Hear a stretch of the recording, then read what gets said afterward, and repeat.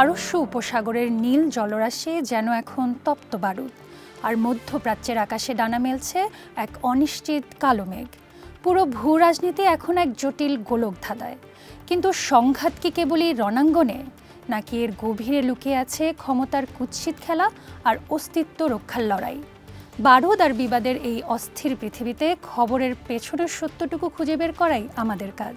Green টিভির সাপ্তাহিক আয়োজন ওয়ার্ল্ড ইনসাইটে আপনাদের স্বাগত। ভূ রাজনীতির এই শ্বাসরুদ্ধকর সমীকরণ আর নেপথ্যের সব রোমহর্ষক গল্পের খোঁজে আপনাদের সঙ্গে আছি আমি, অন্তরা সরকার অর্থে।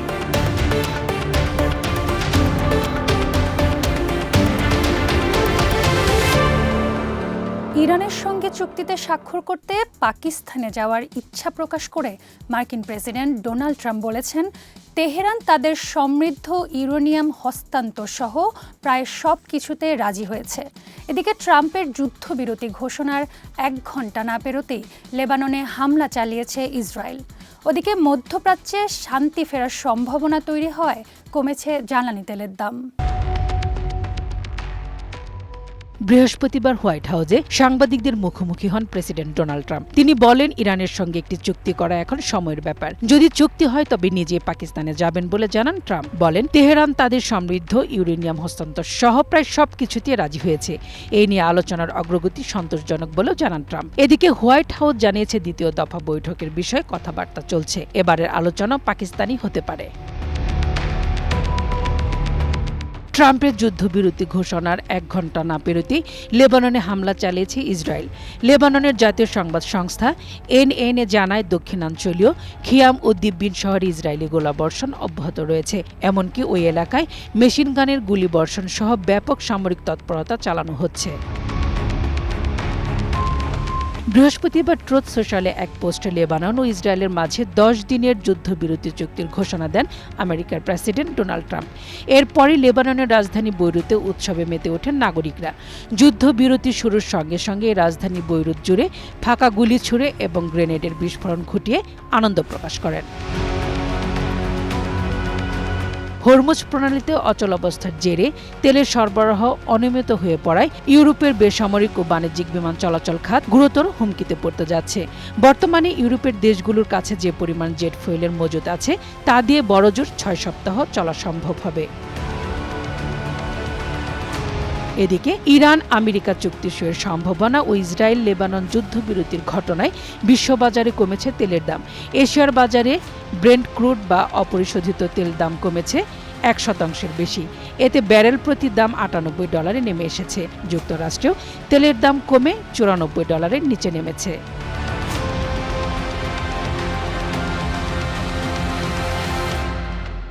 পারস্য উপসাগরীয় দেশগুলোতে থাকা মার্কিন ঘাঁটিগুলোতে হামলায় চীনের তৈরি স্যাটেলাইট ব্যবহার করেছে ইরান। প্রভাবশালী গণমাধ্যম ফাইন্যান্সিয়াল টাইমসের প্রতিবেদনে উঠে এসেছে এই চাঞ্চল্যকর তথ্য। প্রতিবেদনে বলা হয়েছে, চীনা প্রতিষ্ঠান আর্থাই মহাকাশে এই প্রযুক্তি IRGCর কাছে হস্তান্তর করে। এর মাধ্যমে সৌদি আরব, জর্ডান ও বাহরাইনের মার্কিন ঘাঁটির ছবি সংগ্রহ করে নিখুঁত হামলা চালিয়েছে ইরান। মধ্যপ্রাচ্যে মার্কিন সামরিক ঘাঁটিগুলোর উপর নজরদারি চালাতে ইরান চীনা নির্মিত উন্নত প্রযুক্তির স্যাটেলাইট ব্যবহার করছে বলে চাঞ্চল্যকর তথ্য প্রকাশ করেছে ফিন্যান্সিয়াল টাইমস। প্রতিবেদনে বলা হয়, TEE-01 বিমানের এই স্যাটেলাইটটি চীনা প্রতিষ্ঠান আর্থ আই তৈরি ও উৎক্ষেপণ করার পর ইরানের বিপ্লবী গার্ড বাহিনীর কাছে হস্তান্তর করেছে। প্রতিবেদন অনুযায়ী এই স্যাটেলাইটটি ইন অরবিট ডেলিভারি মডেলের আওতায় মহাকাশে ইরানের কাছে বুঝিয়ে দেওয়া হয়েছে। IRGC এটি ব্যবহার করে সৌদি আরবের প্রিন্স সুলতান বিমান ঘাঁটি, জর্ডানের মাওয়াফাক সালতি ঘাঁটি এবং বাহরাইনে অবস্থিত মার্কিন ৫ম নৌবহরের সদর দপ্তরের মতো স্পর্শকাতর এলাকার উচ্চমানের ছবি ও তথ্য সংগ্রহ করছে। মজার বিষয় হলো, যেসব তারিখে স্যাটেলাইটটি সৌদি আরবের ঘাঁটির ছবি ধারণ করেছিল, ঠিক তার পরদিনই তৎকালীন মার্কিন প্রেসিডেন্ট ডোনাল্ড ট্রাম্প স্বীকার করেছিলেন যে সেখানে মার্কিন বিমান ক্ষতিগ্রস্ত হয়েছে। এছাড়া ইরাকের এরবিল বিমানবন্দর এবং কুয়েত ও জিবুতির বিভিন্ন ঘাঁটিও এই নজরদারির আওতায় ছিল। বেসামরিক অবকাঠামো ঝুঁকিতে শুধু সামরিক ঘাঁটি নয়, ইরানের নজরদারিতে ছিল সংযুক্ত আরব আমিরাতের বিদ্যুৎ ও পানি শোধনাগার এবং বাহরাইনের বিশাল অ্যালুমিনিয়াম কারখানার মতো গুরুত্বপূর্ণ বেসামরিক স্থাপনাও। গোয়েন্দা কর্মকর্তাদের মতে, বেইজিং ভিত্তিক স্যাটেলাইট সেবাদাতা প্রতিষ্ঠান এমপোসাটের বৈশ্বিক নেটওয়ার্ক ব্যবহার করেই ইরান এই নজরদারি চালাচ্ছে। সাবেক পশ্চিমা গোয়েন্দা কর্মকর্তাদের দাবি সরকারের সবুজ সংকেত ছাড়া কোনো চীনা কোম্পানি ইরানকে এমন স্পর্শকাতর প্রযুক্তি সরবরাহ করতে পারে না। চীন একদিকে মধ্যপ্রাচ্যের দেশগুলোর প্রধান বাণিজ্যিক অংশীদার এবং তেলের ক্রেতা, অন্যদিকে ইরানকে গোপনে গোয়েন্দা সহায়তা দিচ্ছে। এই দ্বিমুখী অবস্থান উপসাগরীয় দেশগুলোর মধ্যে গভীর উদ্বেগ তৈরি করেছে।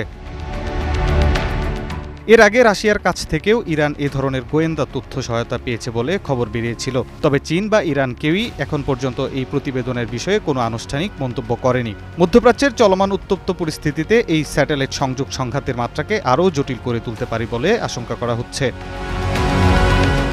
অনন্য সাদিক, গ্রিন নিউজ ডেস্ক। শান্তি মানেই তার জন্য কারাবাস, আর যুদ্ধ মানেই ক্ষমতার সুরক্ষা। ব্যক্তিগত কুর্সি বাঁচাতে লাখো মানুষের প্রাণকে তুচ্ছ করে তিনি এক ভয়ঙ্কর ওয়ার মেশিন চালাচ্ছেন, যেন শান্তি তার প্রধান শত্রু। বলছি ইসরায়েলের প্রধানমন্ত্রী বেনিয়ামিন নেতানিয়াহুর কথা।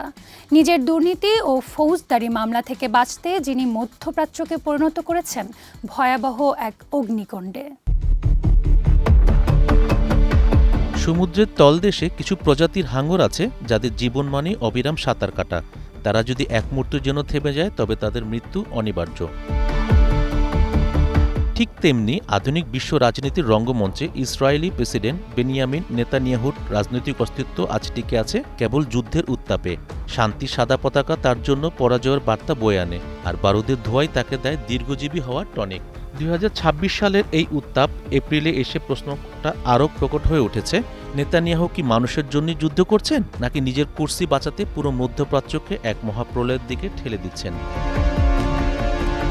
গত 28শে ফেব্রুয়ারি থেকে শুরু হওয়া ইরান যুদ্ধের নেপথ্যে নেতানিয়াহুর চতুর মস্তিষ্কের ছাপ স্পষ্ট। পারমাণবিক অস্ত্রের ধোঁয়াশা তুলে তিনি প্রলুব্ধ করেছেন তার দীর্ঘদিনের মিত্র ডোনাল্ড ট্রাম্পকে।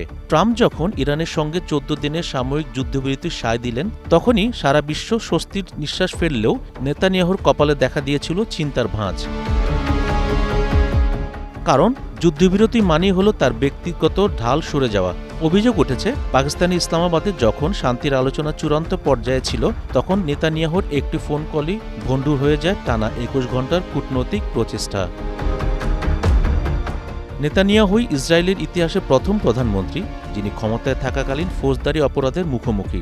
বিশ্বাসভঙ্গ, জালিয়াতি আর ঘুষ গ্রহণের 3টি মামলায় তাকে তাড়া করে বেড়াচ্ছে। 2020 সাল থেকে তিনি নানা অজুহাতে বিচার প্রক্রিয়া বিলম্বিত করেছেন। গাজা যুদ্ধকে পুঁজি করে তিনি আদালতকে বোঝাতে সক্ষম হয়েছেন যে দেশ যখন বিপদে তখন প্রধানমন্ত্রী সাক্ষ্য দেওয়ার সময় নেই। 2025 সালের সে নিরাপত্তা পরিস্থিতির দোহাই আজও তার প্রধান হাতিয়ার।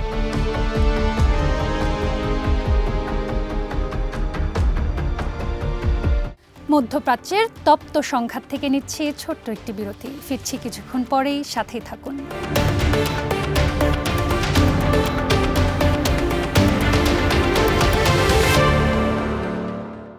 বিরতির পর আবারও স্বাগত ওয়ার্ল্ড ইনসাইটে।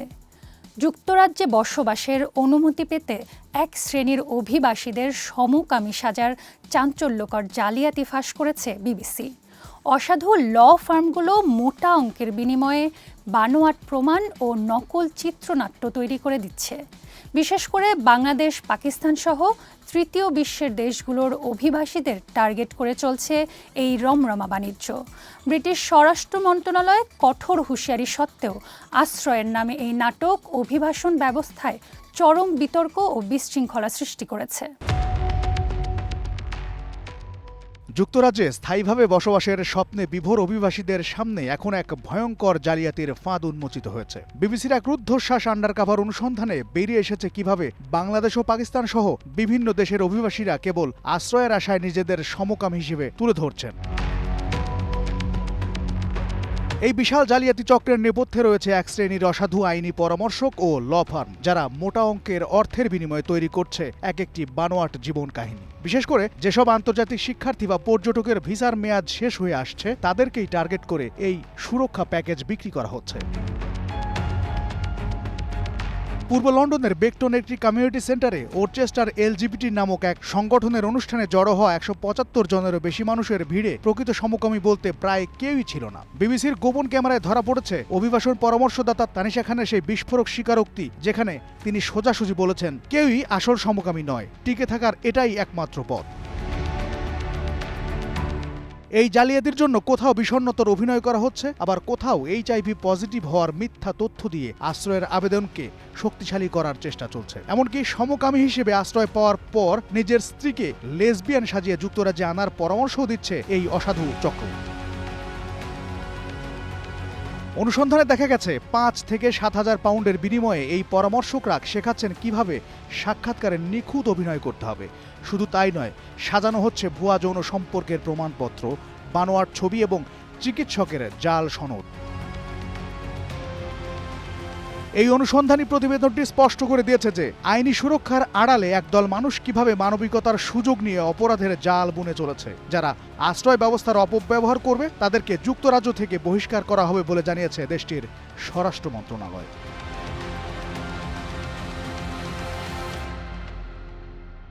কানাডার ফেডারেল রাজনীতির মানচিত্র বদলে দেওয়ার কারিগর হিসেবে আবির্ভূত হলেন মৌলভীবাজারের কন্যা ডলি বেগম।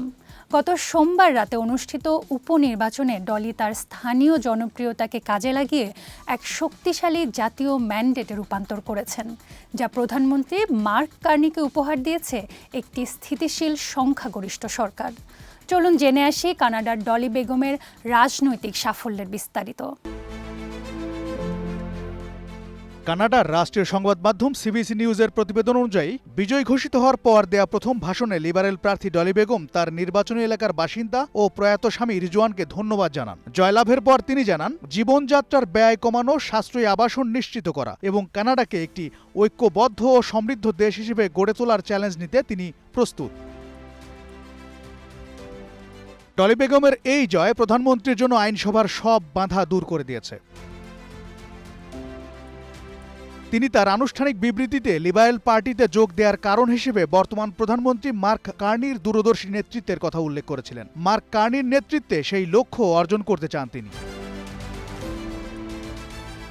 ডলি বেগমের জয়সহ বর্তমানে তার মোট আসন সংখ্যা দাঁড়িয়েছে 174-এ। এই সংখ্যাগরিষ্ঠতার ফলে প্রধানমন্ত্রী মার্ক কার্নি এখন স্থিতিশীলভাবে সরকার পরিচালনা এবং গুরুত্বপূর্ণ নীতি নির্ধারণী বিলগুলো সহজে পাশ করতে পারবেন। এখন সবার দৃষ্টি অটোয়ার দিকে, যেখানে তিনি সহ নতুন বিজয়ী সদস্যরা লিবারেল ককাসে যোগ দেবেন। সংখ্যাগরিষ্ঠতা অর্জিত হওয়ায় 2029 সাল পর্যন্ত কানাডায় আর কোনো আগাম নির্বাচনের সম্ভাবনা নেই, যা সরকারকে দীর্ঘমেয়াদী পরিকল্পনা বাস্তবায়নের সুযোগ করে দিল। ডলি বেগমের বাড়ি বাংলাদেশের মৌলভীবাজারের মনু নদের পাড়ে। বাবা রাজা মিয়া এবং মা জবা বেগমের হাত ধরে মাত্র 12 বছর বয়সে পাড়ি জমান কানাডায়। টরন্টো বিশ্ববিদ্যালয় থেকে রাষ্ট্রবিজ্ঞানে স্নাতক শেষ করে তিনি লন্ডনের বিশ্বখ্যাত ইউনিভার্সিটি কলেজ লন্ডন থেকে উন্নয়ন প্রশাসন ও পরিকল্পনায় স্নাতকোত্তর ডিগ্রি অর্জন করেন।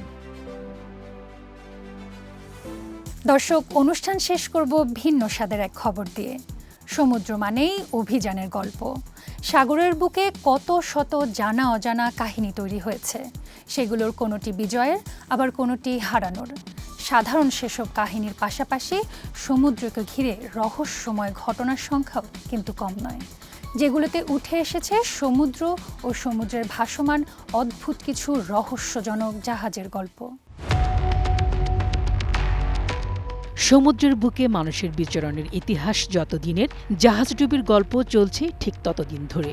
সম্প্রতি ইউনেস্কোর একটি হিসাব অনুযায়ী এ পর্যন্ত বিশ্বব্যাপী সমুদ্রে ডুবে গেছে প্রায় 3 মিলিয়ন জাহাজ। হাজার বছরের এই জাহাজডুবির ইতিহাস মানুষের মুখে মুখে ঘুরে ফিরে জন্ম দেয় রূপকথার। কিছু কিছু কাহিনী খুব সুন্দর করে নথিভুক্ত করা হয়েছে, আবার কিছু জাহাজডুবি ঘটেছে একেবারে ইচ্ছাকৃতভাবে। যে জাহাজগুলো মাঝ সমুদ্রে ডুবে গেছে তার সাথে মিশে আছে হাজারো রহস্য। জাহাজ টিটি জিওন 2012 সালে লাস ওলাস বোলভার্ডের পশ্চিমে ফোর্ট লউডারডেল বিচের কাছে খুঁজে পাওয়া যায় জাহাজটিকে। আর 10টা জাহাজের মতনই দেখতে ছিল সেটি, তবে অন্যদের চেয়ে অনেক বেশি সুসজ্জিত ছিল। বিশাল জাহাজটিতে রহস্যময় হলো এতে কোনো মানুষ কিংবা মানুষের চিহ্ন ছিল না। সম্পূর্ণ খালি জাহাজটির ভেতরে মালিকের মানিব্যাগ আর মোবাইল খুঁজে পাওয়া গিয়েছিল। তবে সে সূত্র ধরে খুব বেশি দূর এগোতে পারেনি গোয়েন্দারা। রহস্যই রয়ে গিয়েছে। জেব্রিনা 1917 সালে ফ্রান্স থেকে জেব্রিনা নামের বজরাটি চলতে শুরু করে এবং এর খানিক বাদেই এর সব আরোহী উধাও হয়ে যায়। সে সময় এর ভেতরে ছিল 5 জন মানুষ।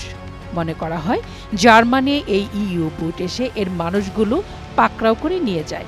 তবে ইতিহাসে যেটাই হয়ে থাকুক না কেন রহস্যময় জাহাজের তালিকায় নাম উঠে এসেছে জেব্রিনারও। ওরাং মেডান 1947 সালে এই ডাচ কার্গো জাহাজটিকে ইন্দোনেশিয়ার কাছে খুঁজে পাওয়া যায়। এর সবকিছু ঠিকঠাক থাকলেও শুধু ঠিক ছিল না এর যাত্রীরা। সবাই জাহাজের ভেতরে ছিলেন, তবে তাদের সবাই ছিলেন মৃত। শরীরে কোনো ধরনের আঘাতের চিহ্ন ছিল না তাদের, তবে মৃতদের মুখভঙ্গিতে ছিল ভয়। স্কুনার জেনি 1823 সালে জেনি থেকে ক্যাপ্টেন নিজের জার্নালে একটি বার্তা লেখেন, তা হল 71 দিন ধরে খাবার নেই, তিনি একাই বেঁচে আছেন। এর প্রায় 17 বছর পর খুঁজে পাওয়া যায় জাহাজটি।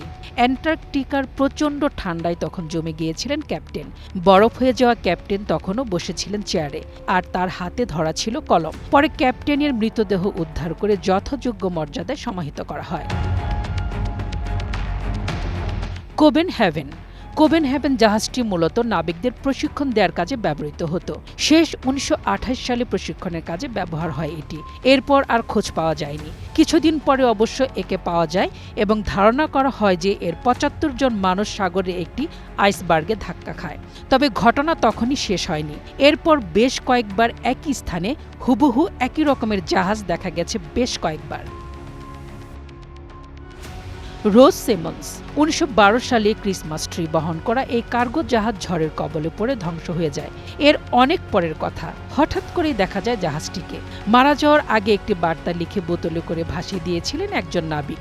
সেই বার্তা, হঠাৎ দেখতে পাওয়া জাহাজ আর জ্বলে ওঠা ক্রিসমাস ট্রি সব মিলিয়ে ভুতুড়ে করে একটি কাহিনী তৈরি হয় জাহাজটি নিয়ে।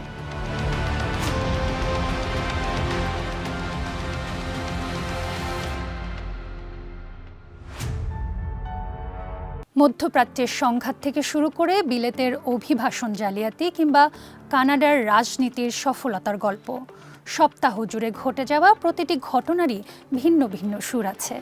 আজ আমরা যে সংঘাত দেখছি তা হয়তো আগামীর কোনো বৃহৎ পরিবর্তনের পূর্বাভাস। কোনোটি ক্ষমতার লড়াই, কোনোটি টিকে থাকার আর্তনাদ, আবার কোনোটি সমুদ্রের বুক থেকে উঠে আসা অমীমাংসিত রহস্য। আমরা চেষ্টা করেছি খবরের শিরোনামের আড়ালে লুকিয়ে থাকা সেই সত্যগুলোকে আপনাদের সামনে তুলে ধরতে। আগামী সপ্তাহে নতুন কোনো সমীকরণ আর রহস্যের সমাধান নিয়ে আবারও দেখা হবে। সেই পর্যন্ত ভালো থাকুন। দেশ বিদেশের সর্বশেষ খবর জানতে নিয়মিত চোখ রাখুন গ্রিন টেলিভিশনে। শুভরাত্রি।